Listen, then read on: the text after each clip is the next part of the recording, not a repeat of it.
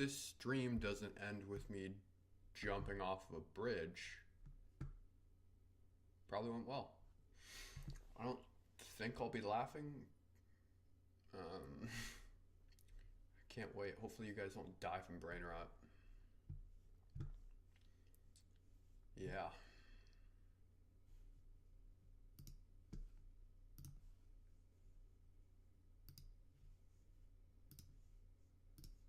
Are in Wisconsin. The map was color-coded. It was red if you were one of the drunkest counties and blue if you weren't. So Wisconsin was just red. And then there was a blue spot in the middle. And I was like, oh my God, I didn't know that we had a sober county. So I zoomed in, and it was a lake. So, but people are very close-minded where I'm from. Where am I from exactly? My house. My dad was a little homophobic when I was growing up, and by that I mean he was homophobic. And he told me, he was like, Brittany, homophobia saved my life. And I was like, I'm gonna need more information. He said he was at a bar, and a guy came up to him and grabbed his ass, and instead of him being open to his sexual journey, he punched him in the throat. I'm assuming it's going to last a long time. And then 2 weeks later, my dad's friends called him, and they were like, Charlie, turn on the TV. The guy you punched in the throat is on TV. And my dad turned on the TV, and it was Jeffrey Dahmer. Maybe that's not a joke. Maybe that's just a story about how my dad's cooler than your dad. And he's out there doing the Lord's work. Like, we know Jeffy for his 17 kills, but we don't know how many rednecks cold-cocked him in the fucking neck. So after my dad told me that story, I was like, Dad, what were you doing in a gay bar? And I was like, now might not be the time for me to tell you this, but I am bisexual. And then he punched me in the throat. So. That's how my Thanksgiving went.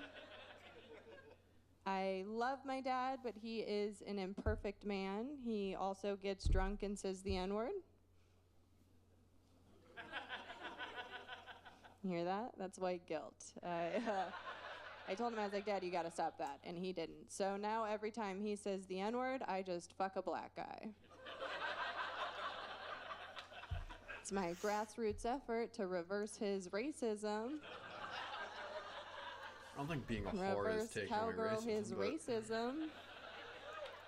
I call it community cervix. It was difficult to do as a 10-year-old, but getting easier with time. My husband and I, we had an open marriage because we wanted everybody to know it was disturbing. ending. Truthful. My ex had me in hospice. That is where hoes go to die. Don't worry, I got out. You know your marriage is in trouble when you start really cheering for a mistress. You know? I was like, I just want someone to fuck the shit out of you. And he was like, you could do that. And I was like, I think my time here is done. I just started interviewing nannies. She's fucking done. He's like, but we don't have kids. I'm like, we all know what nannies are for. You know? But being married to a man is tough because men don't know how to cheer women up at all. Like, I was on a heated call, and my ex, he popped his head in the room, and then he left, which means he thought about this. And he came back, and he put his balls on my shoulder. I was like, what the fuck are you doing? And then he looked at me like I was the asshole. And I was like, I'm on a Zoom call. You don't want to be in a relationship. I could end it there, but you don't want to be in a relationship with somebody who doesn't believe in you for real. And my ex didn't believe in me. Not with the important stuff. Like, he didn't think I could fuck Drake. And I can tell by some of your silence that you also don't think I could fuck Drake.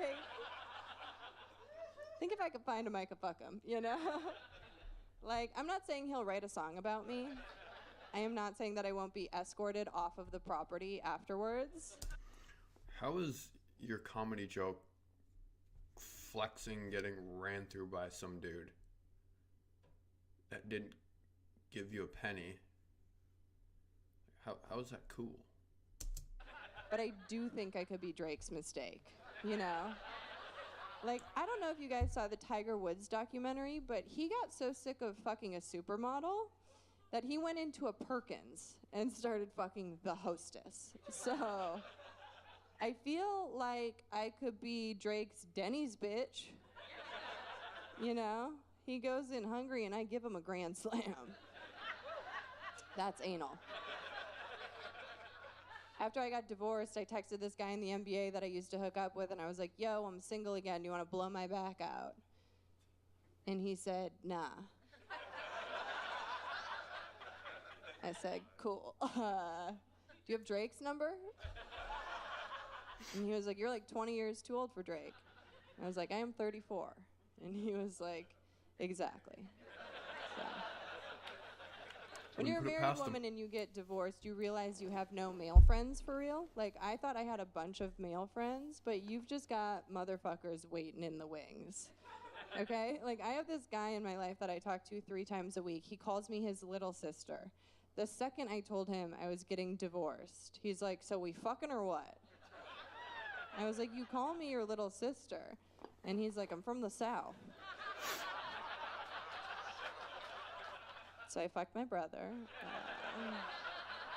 I'm just kidding. I got on dating apps, which are a fucking haunted house. Like, guys will put up pictures of them and like 3 other people. And I'm like, well, I wouldn't fuck any of these people. And my friend took the phone from me and she's like, well, these are his kids. We live in Hollywood, baby. The most eligible bachelors are children. When a guy in LA says he's looking for a 9 or a 10, he does mean you're old. Aww. No, guys will ask very stupid questions on dates, too. I had a guy the other day ask me for my body count. And for those of you who don't know what that is, none of us how want many to know. people you've slept with. And I was like, tips. ballpark? And he was like, sure, ballpark. And I was like, at that second, he knew you were a street whore. no, you could fill a ballpark. Like, Yankee Stadium. I got on another dating app called Field. And this app was positioned to me by my friend. It's a sex-positive kink app. And my friend told me it was the most honest dating experience she's ever had because guys just put what they're into in the bedroom on their profile. There's no hidden agenda. So I got on Field, and what I learned very quickly is that I love a hidden agenda. Hide your agendas, you sick freaks. I got on there thinking I'm a pretty freaky girl, and as I started scrolling, I was like, I might be a virgin. I don't know if I've had sex for real.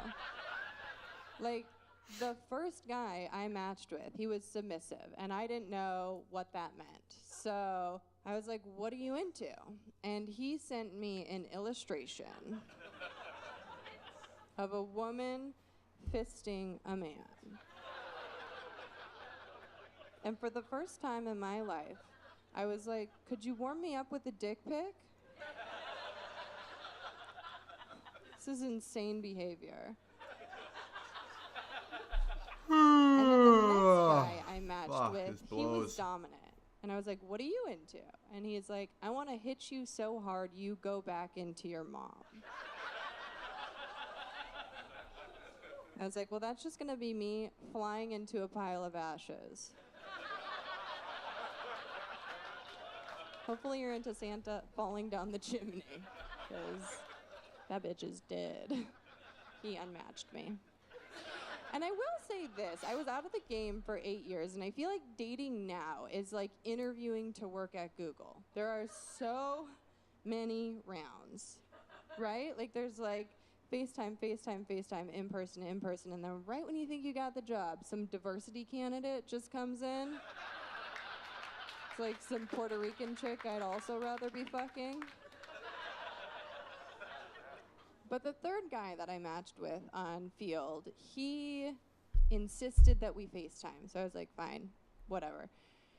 We get on FaceTime, and he's like, I'm Switch. And I was like, I'm Brittany. And he's like, no, I'm Switch, which means sometimes I'm dominant and sometimes I'm submissive. So sometimes I'm going to want to chain you up and whip you, and sometimes I'm going to need you to peg me. And I was like, How the fuck is call this me the old-fashioned. jokes women make that they think are But funny? what happened to, like, what kind of music do you listen to? I was like, okay, let's break this down and start with the pegging, obviously. And he was like, my ex-wife was sexually suppressive, so she refused to peg me. Probably a And I good was thing. like, you poor thing. Could I have her number? I feel like we're more on the same page. So he's like, what I would have to do is I would put an ad up on Craigslist, and I would have a trans woman fuck me in the bathroom of a Ralph's. And I was like, which Ralph's? So I can never shop there again. And then the chaining up and the whipping. I'm like, do you know how much I would have to trust somebody to let them chain me up? Like, not very much, but you've got to be loaded, you know? Like, billionaire with the B, and then I don't care if you chain me to your private jet, put me on the propeller, I will go out in style. But we're on FaceTime, and I see his place, and I'm like, is that a white fridge?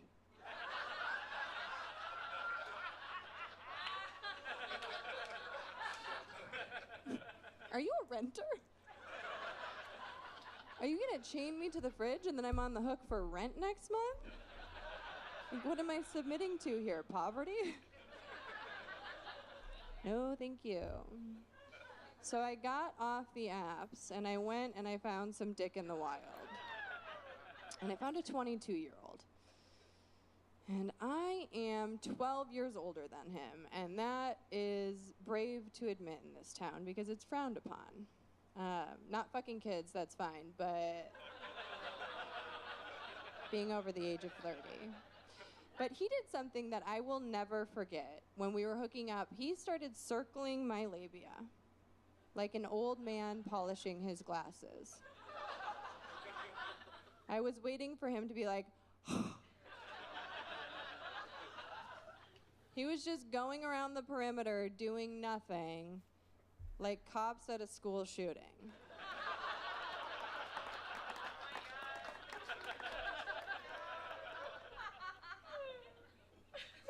And a lot of guys get quiet during that joke because you're learning for the first time that's not a move. But that's not a move. Like, most guys Where you're don't just know there's 3 ways to make us come, which terribly is not clitoral funny. stimulation, penetration, and then leaving the fucking room and giving us our vibrator back. We don't need y'all for real. But I was thinking about it. So you I was need like, your car I could fixed. tell him that he's doing this wrong and change my life right now and everybody's life who comes after me. But I was like, nah. I'm not gonna, because women, we never say anything. But men would never let you fuck up. Like, women, if you think back to the first time you gave head and you heard it was a blowjob, and you're down there like, he's like, you don't actually blow on it. And I'm like, okay, I'll get it better next time, Uncle Ted.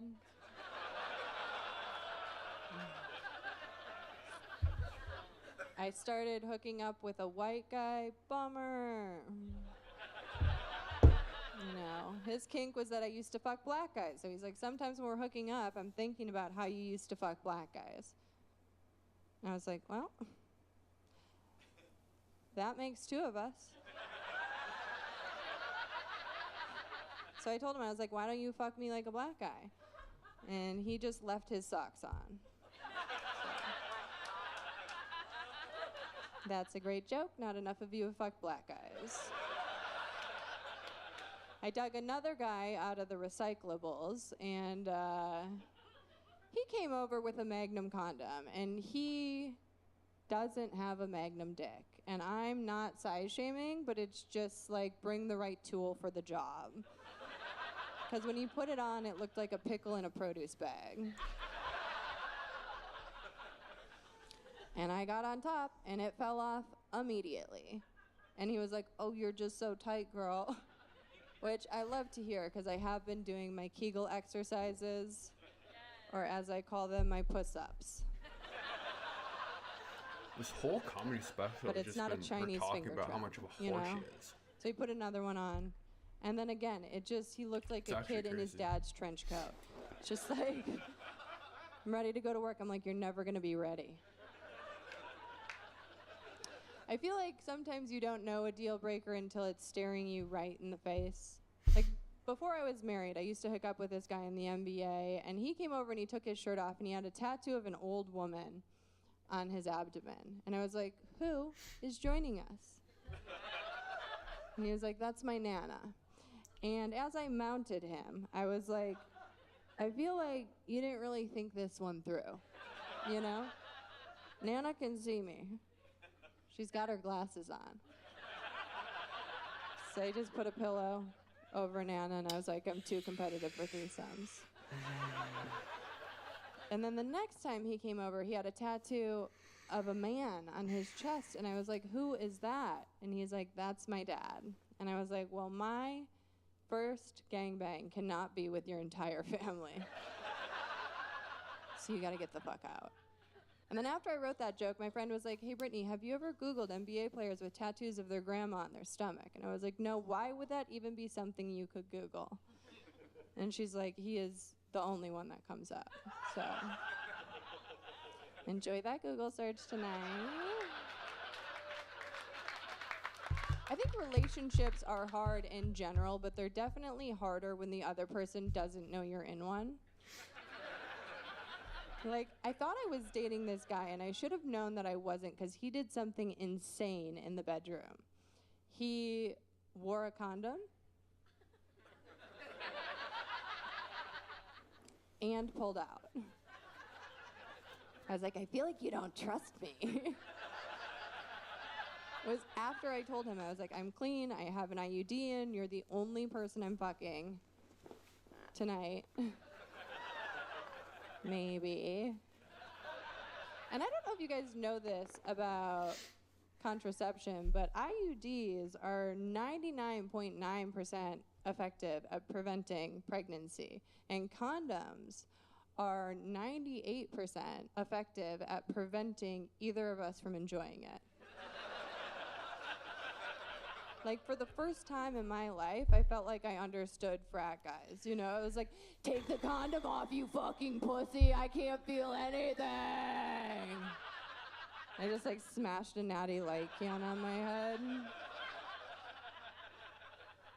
I feel like guys think that we really want to trap them. Like, we really want to have your babies. And I just want to tell you from the bottom of my pussy that we don't. Like, I don't think you know what we're doing to our bodies to not have your kids. But right now, I have an IUD in. And if you don't know what an IUD is, do you know what a Tesla logo is? Can you imagine putting one of those inside of you? It was malfunctioning the other day, and it felt like a cat falling down curtains. And my gyno was like, I could pull it out. And I was like, you leave that thing in there. It's gonna be like a Humvee after Desert Storm when it gets out. Like a flag after the war. We lost a lot of good men out there. Condom King had a bunch of other girlfriends, and they all got sent to me on Instagram, and they were all very young and very beautiful. And it was a moment of reckoning for me, because I was like, oh no, I'm the old bitch. Like, I'm the one that he likes for my personality. Kill me. But I was just thinking about those girls getting sent my profile and seeing me, and they're probably just like, ooh, she's so old. I bet her pussy smells like old books. Wears a monocle. It's like Mr. Peanut. My pussy is a lot like Mr. Peanut. It is. Holy fuck. This is fucking torture.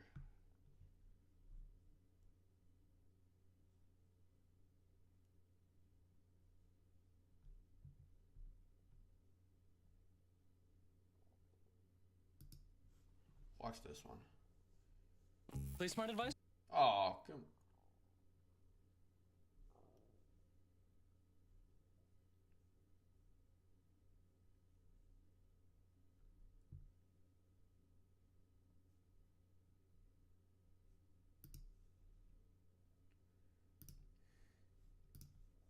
Hey. So I'm spending a lot on in-game sports bets. Oh, set up a sports spend limit on. Alright, I'll be right back. I'm going to grab fucking coffee.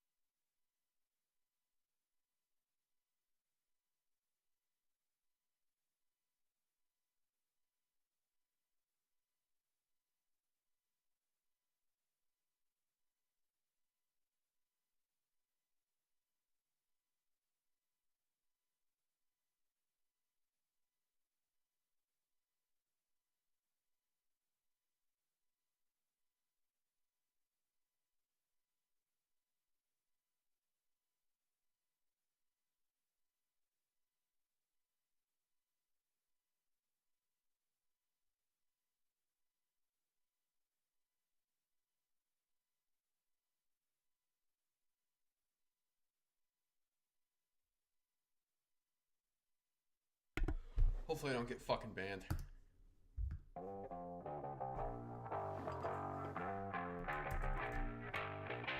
Ladies and gentlemen, life, bitch, you better be pretty open-minded in the bedroom. Gonna make a man stop swallowing something delicious. Well, get ready to start swallowing something gross.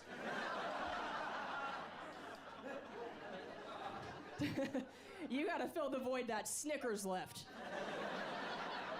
A missionary with the lights off ain't gonna cut it anymore. So, had to learn some new moves and watch some tutorials. That's what I call porn. It's just educational for me now. I just watch with a little notepad like, oh, pretend to gag. Okay.